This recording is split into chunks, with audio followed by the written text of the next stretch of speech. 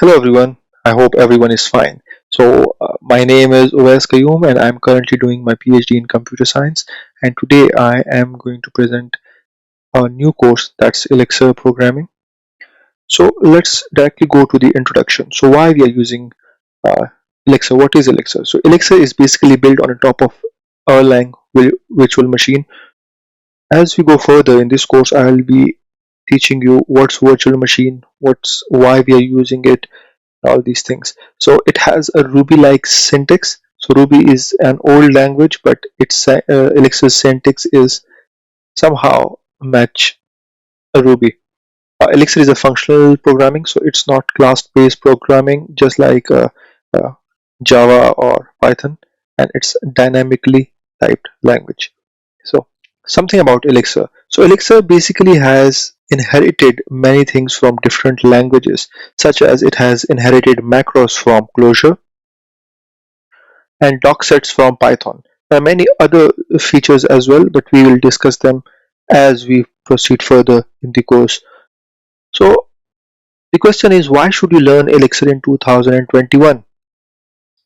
There are some uses of Elixir that uh, many languages don't provide, such as speed, reliability, concurrency, productivity, fault tolerance, scalability, and clean syntax. So a language may provide some of them, but not all of them. But Elixir is kind of language that it has inherited many features from different languages, and that's why it has all these features at once.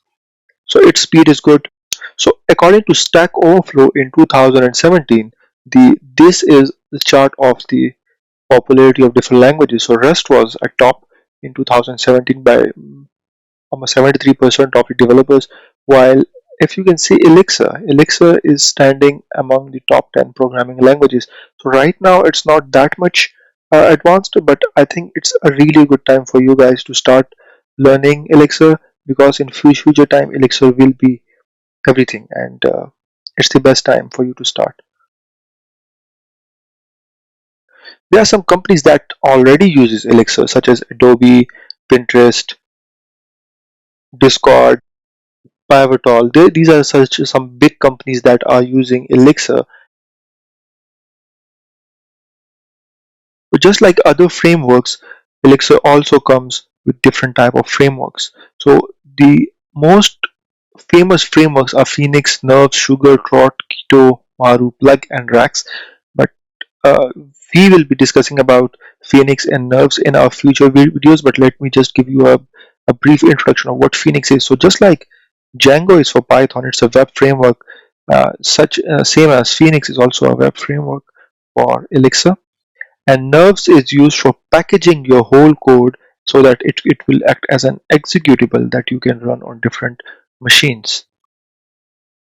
This is a very simple code that I've written in Elixir, and of course you will see it in the future videos as well.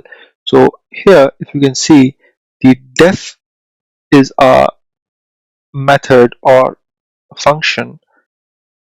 The hello is our function name, and then this is the syntax for writing a function, where I'll just say io.puts. It's like uh, printing something on the screen.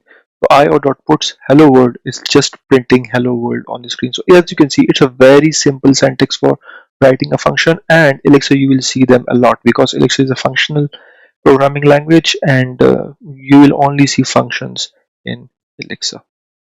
So here's a roadmap for learning Elixir language. So first of all, we'll just get started by installing Elixir.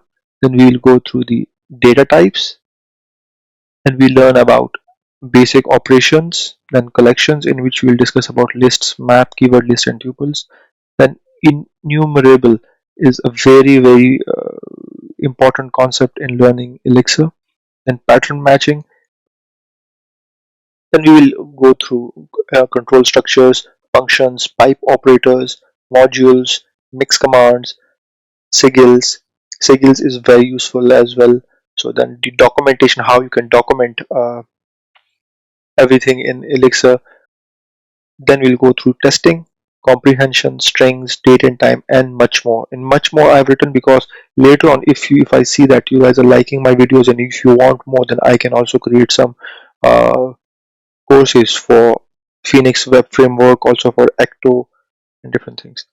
So this course is a bit different from other courses because I'll be giving you assignments at the end of every section, and you can post your answer in the comment section or on the Discord server, which the link is I have provided in the description, and then I will check them personally. So for the Discord, you can just go through the link and join the group so that you can ask questions there. There will be other members that are also doing programming in Elixir, so they can also help you out. So I think that will help you a lot.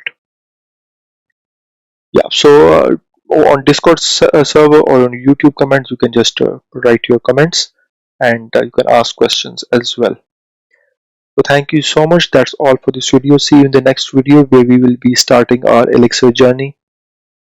Bye bye.